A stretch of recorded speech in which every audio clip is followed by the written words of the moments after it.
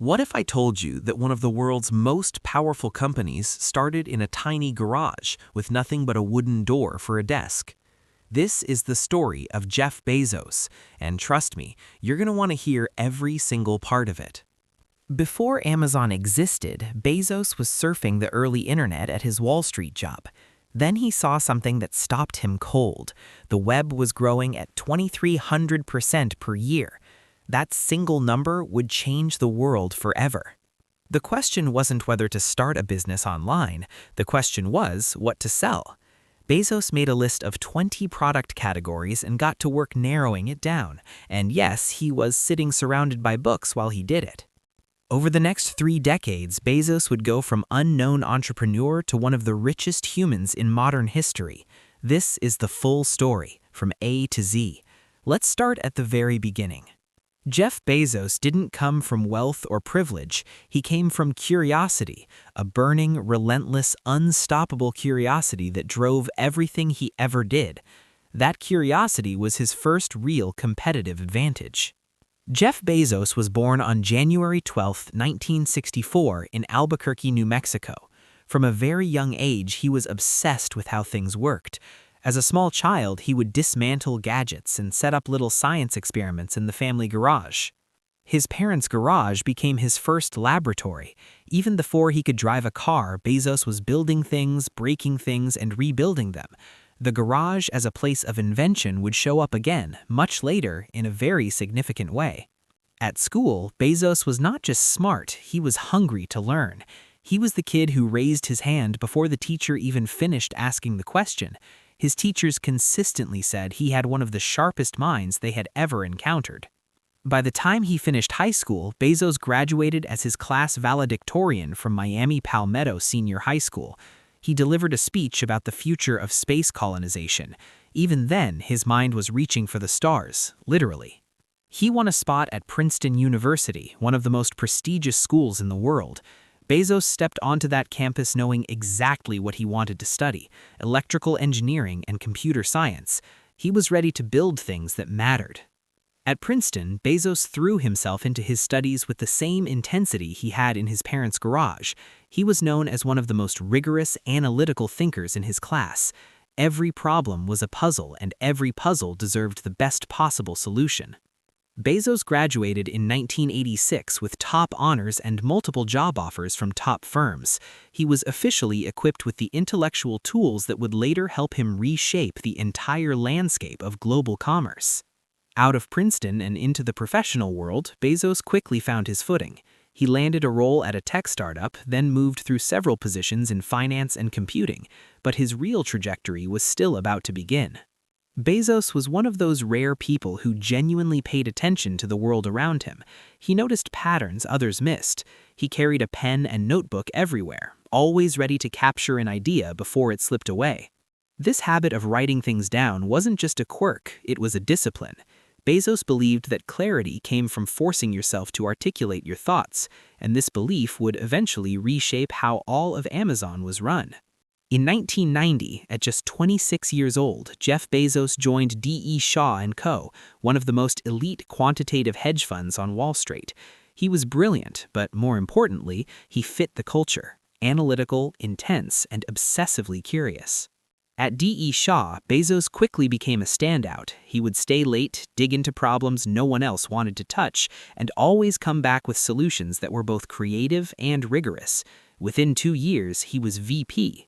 He led meetings, managed teams, and became known as one of the most energetic minds in the room. But he also had a reputation for not tolerating fuzzy thinking. If you couldn't back up your idea with clear reasoning, Bezos would push back hard. One of Bezos's most famous traits during this period? His laugh.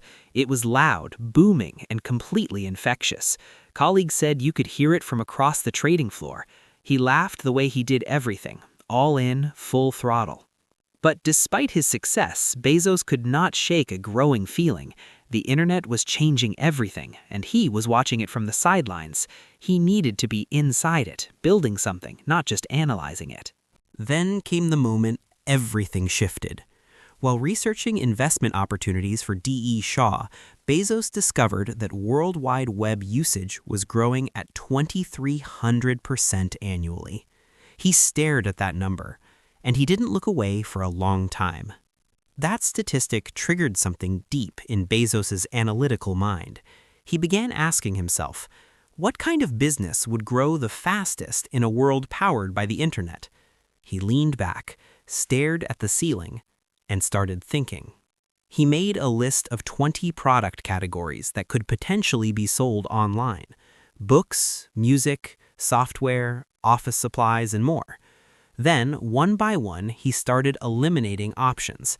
He was building a logical argument for which one product was the most perfect fit. Interestingly, Bezos also filtered his brainstorming partners. He would bounce ideas off colleagues, but only the ones he believed were truly brilliant. Ideas from people who didn't meet his intellectual standards? Those went in the trash. And the winner? Books. Books were the perfect first product. There were more SKUs in books than in any other category in the world. An online store could offer millions of titles. No physical bookstore could ever compete with that selection.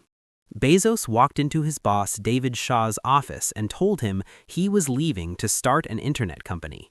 Shaw was surprised, but took him seriously. The two of them went for a long walk in Central Park to talk it through. Shaw listened carefully. Then he gave Bezos perhaps the most reasonable advice anyone had ever given him. This is a good idea, but it would be a better idea for someone who didn't already have a great job. It made perfect sense, but Bezos had a different framework for this decision. Bezos asked himself to sit with the decision for 48 hours. He looked at two options: stay on a proven Wall Street path or leap into the unknown. The choice looked terrifying on paper, but Bezos had a mental model that reframed it entirely. He called it the regret minimization framework. The idea was simple: project yourself forward to age 80. Look back at your life and ask, what would I regret not doing? The answer became obvious almost immediately. Bezos imagined his 80-year-old self looking back. He knew he would not regret trying and failing, but he knew with absolute certainty that he would regret never having tried at all. That thought haunted him enough to make the decision easy. By the end of 1994, after 4 years of climbing the Wall Street ladder, Bezos wrote his resignation letter. His hands may have been steady, but his heart was racing. He was stepping off the edge, and he was doing it on purpose. He packed up his desk, said his goodbyes, and walked out of the D.E. Shaw building for the last time. He was 30 years old, leaving behind a 6-figure salary and a prestigious career, and he felt completely free. Bezos and his then-wife Mackenzie packed a U-Haul and drove across America to Seattle. While Mackenzie drove, Jeff sat in the passenger seat, writing a business plan on a laptop and calling investors on a cell phone. Even moving was a hustle. They chose Seattle for 2 reasons: proximity to a massive tech talent pool thanks to Microsoft, and proximity to the world's largest book distributor, Ingram, based in Oregon. Every decision, even where to live, was strategic. The first Amazon headquarters? A rented house with a garage. Bezos and his first employees knelt on the hard concrete floor every night, packing books by hand. Bezos famously told a coworker they needed knee pads. His coworker suggested packing tables. It was a revelation. To save money, Bezos famously built desks out of old wooden doors bought from Home Depot. They were cheap, sturdy, and functional. This frugality became a symbol of what would later be officially known as Amazon's frugality leadership principle. The company was almost named Cadabra, like abracadabra, but Bezos ditched it when his lawyer misheard it as cadaver. Then he chose Amazon, after the world's largest river, to signal scale, power, and ambition. Simple, bold, and perfect. A fun detail, Bezos also considered the name relentless.com. He even registered the domain. To this day, if you type relentless.com into your browser, it redirects straight to Amazon. That word still lives inside the company's DNA. Amazon officially launched on July 16, 1995. Bezos sat at his door desk in the garage and held his breath. He had no idea if anyone would actually buy a book from a website run by a stranger in Seattle, but someone did, that first day. The first order came in almost immediately. Bezos and his team cheered every single time the computer made a cha-ching sales sound, which in the first weeks was so frequent they had to turn the notification off. Business was already working. From the very beginning, Amazon's obsession was not profit. It was the customer experience. Easy navigation, wide selection, honest reviews, fast service. Bezos wanted every single customer to feel like Amazon was built specifically for them. In the early days, Bezos personally drove the packed orders to the post office. He packed them, taped them, carried them to the car, and hauled them in himself. The CEO was also the delivery driver. That was day one. The growth was staggering. Within the first 2 months of launch, Amazon had sold books in all 50 US states and 45 countries. There was no marketing budget. The growth was almost entirely word of mouth, and it was explosive. Every day, Bezos watched the order notifications roll in. Each one was a small proof point that his idea was working, that the internet wasn't just for physicists anymore. It was for everyone, and they wanted to buy books. By the end of 1996, Amazon had over 100 employees and more than $15 million in annual sales. Pins were going up on a world map. Bezos had proven the concept. Now it was time to go much, much bigger. Barnes & Noble, the biggest bookstore chain in America, noticed Amazon and was not happy. They launched their own website and announced they had twice as many books as Amazon. But Bezos wasn't scared. He was already 3 moves ahead. In the early days, Bezos and his tiny team often held strategy meetings inside Barnes & Noble stores, using the aisles and cafe tables of their competitor as their makeshift conference room. The irony was not lost on anyone. Bezos didn't want to be just a bookstore. He wanted to be everything. He erased the word books from his whiteboard and replaced it with something far bigger, the everything store. Music, electronics, toys, clothes, anything anyone could ever want. One of the pivotal moments of Amazon's expansion came from a simple survey. Bezos emailed 1,000 random customers and asked, "What else do you wish we sold?" The answers were hilariously specific. One person literally asked for windshield wiper blades. Bezos thought, perfect. By 1999, Amazon had grown from a $15 million business into a $610 million one in less than 4 years. That kind of growth doesn't happen by accident. It happens when you obsess over the customer while everyone else obsesses over the competition. Then the dot-com bubble burst. Amazon's stock fell from an all-time high of $113 all the way down to $6, a 95% collapse. Most companies in that era died. Bezos looked at the stock price and stayed completely calm. Why so calm? Because Bezos knew that the stock price and the company were 2 entirely different things. While the stock tanked, every internal metric, customer growth, order volume, unit economics, was moving in exactly the right direction. He trusted the fundamentals. Amazon's secret engine of growth wasn't just selection or low prices. It was the flywheel, a self-reinforcing loop. Lower prices brought more customers brought more sellers lowered costs, lower costs meant even lower prices. The loop kept spinning forever. To support its growing empire, Amazon started building one of the most sophisticated logistics infrastructures the world had ever seen. Massive warehouses, complex distribution networks, the kind of physical infrastructure no startup could easily copy. Amazon's logistics network became one of its most powerful competitive advantages. By moving products faster, cheaper, and more reliably than anyone else, Amazon made every other retailer look slow. The supply chain wasn't a cost center, it was a moat. In 2000, Bezos made a decision that seemed counterintuitive. He opened Amazon's platform to third-party sellers, essentially inviting competitors to sell on his own website. It was bold, even risky, and it turned out to be a masterstroke. Today, third-party sellers account for the majority of units sold on Amazon. The platform effect created a giant network where the more sellers joined, the more buyers came, and the more buyers came, the more sellers joined. It was a virtuous cycle that became nearly impossible to stop. At Amazon's new Seattle headquarters, the main building was officially named Day One. Bezos moved his own office into it, not because it was the nicest building, but because it sent a message to every single employee, every single day. We are never done. We are always just starting. Every year, Bezos attached his original 1997 shareholder letter to his new annual letter. It was his way of reminding investors and himself that the principles he started with still governed the company. Customer obsession, long-term thinking, bold experimentation, always. Day one versus day two is one of Bezos's most powerful ideas. Day two is stasis, then irrelevance, then decline, then death. And Bezos absolutely refused to let Amazon become a day two company. Every decision was made through that filter. In 2005, Amazon launched Prime, a $79 per year membership offering unlimited free 2-day shipping. The idea was outrageous to most people.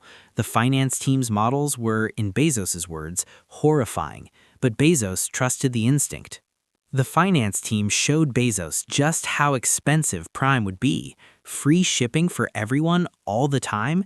The heavy users would destroy the economics. But Bezos saw something the spreadsheets didn't. If customers loved it deeply enough, they'd change their entire shopping behavior. Bezos described Prime like an all-you-can-eat buffet. Who shows up first to an unlimited buffet? The biggest eaters. But over time, as more and more customers came in, the average calmed down and the economics started working. Prime became one of the most successful subscription programs in history. Today, Amazon Prime has over 200 million subscribers worldwide. It includes not just shipping, but video streaming, music, grocery discounts, and more. That single bold decision in 2005 fundamentally altered the entire retail industry, forever. Meanwhile, something was happening inside Amazon's engineering teams that nobody outside the company fully understood yet. Building Amazon's website required an enormous amount of computing infrastructure, and that infrastructure was sitting idle most of the time. In 2006, Amazon launched Amazon Web Services, AWS. The idea was to rent out that computing infrastructure to other businesses. It seemed like an odd side project for a bookstore. It turned out to be the most profitable business Amazon would ever build. Here's the most extraordinary part of the AWS story. After Amazon launched it, no major competitor responded for 7 full years. 7 years. No Google, no Microsoft, no one. By the time they showed up, AWS had already lapped the field multiple times. Amazon's innovation engine kept turning. In 2007, Amazon launched the Kindle, a revolutionary e-reader that put thousands of books in the palm of your hand. Publishers were nervous, readers were thrilled, and Bezos believed books would never be the same. Then came Alexa and the Amazon Echo, a voice-activated smart speaker that sat in your home and answered questions, played music, and controlled smart devices. Nobody had done this before. And the technology that powered it came from the lessons learned in the Fire Phone failure. The Fire Phone, Amazon's attempt to compete with Apple and Samsung in the smartphone market, launched in 2014 and flopped spectacularly. It was overpriced, under-featured, and roundly mocked. But Bezos didn't hide from it. He called it a big, honest failure and celebrated what they learned.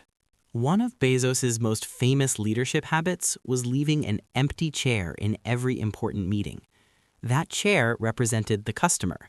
Before any decision was finalized, someone had to speak for the person sitting in that empty chair. The customer was always in the room.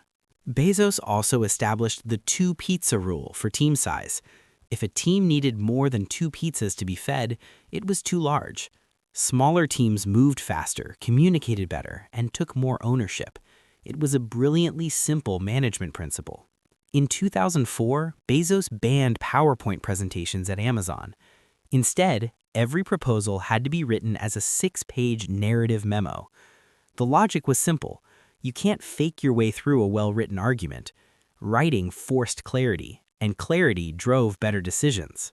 Meetings at Amazon start with everyone silently reading the memo for the first 30 minutes. Then the discussion begins. No slides, no flashy charts, just the raw quality of your thinking, laid out on paper for everyone to evaluate equally. Every senior leader at Amazon is required to read The Black Swan by Nassim Nicholas Taleb, a book that challenges conventional wisdom and celebrates bold, improbable thinking. It wasn't an accident. Bezos wanted his leadership team to think beyond the obvious and embrace the unexpected. Bezos has been obsessed with space since childhood. His favorite TV show as a kid was Star Trek. In 2000, he quietly founded Blue Origin, a private space exploration company with a mission to make space travel affordable and accessible for all of humanity. Beyond business, Bezos has committed billions to philanthropy. The Bezos Day One Fund focuses on homelessness and early childhood education. The Bezos Earth Fund fights climate change with a $10 billion commitment. Big problems demanded Bezos-scale solutions. In July 2021, Jeff Bezos stepped down as CEO of Amazon, handing the reins to Andy Jassy, a 24-year Amazon veteran who had built AWS from the ground up. Bezos became executive chairman, freeing himself to focus on Blue Origin and other long-term projects. Jeff Bezos once said he wanted to look back at age 80 with zero regrets. He didn't want to wonder what if.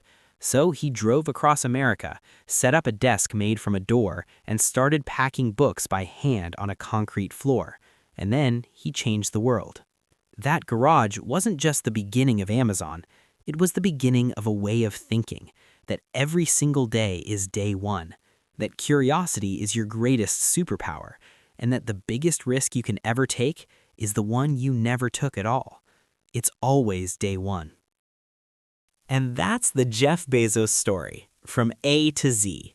The curious kid who never stopped asking what if, the bold founder who embraced failure as fuel, and the visionary who proved that the future belongs to those who build it. So what's your day one? Drop it in the comments below. We'd love to hear your story. If you enjoyed this video, smash that like button, subscribe for more incredible stories like this one, and we'll see you in the next one. Because for us, it's always day one.